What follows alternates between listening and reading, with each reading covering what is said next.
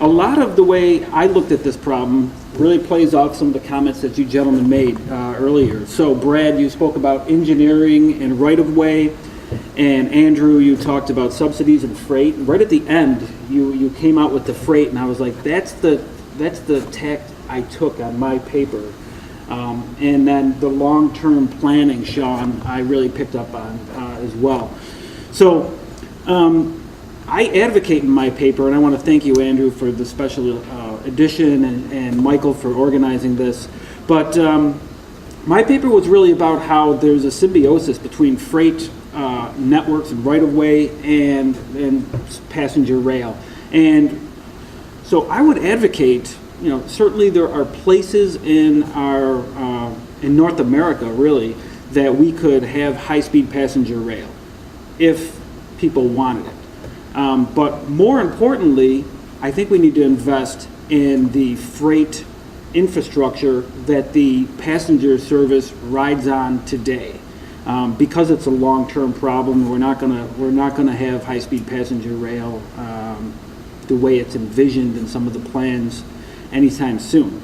So I think about it from that perspective. I look at North American freight traffic and where it's coming from. A lot of traffic coming from China and some land bridge activity, and thinking about constraints that occur in the present freight rail system, and some potential changes that might occur there with the widening of the Panama Canal and containers coming into the east coast of the U.S. and new traffic patterns occurring and kind of making more constraints in the freight rail system. And that would bog down the current, the plans for high-speed passenger rail. So another point I make in my paper is that the current infrastructure for freight transportation is under-engineered. And so, for example, I was telling Anthony before the session started that I live on the Niagara River and my house faces Canada, and crossing the Niagara River is what is called the International Railroad Bridge. And this railroad bridge carries 10 to 20% of Canada's trade.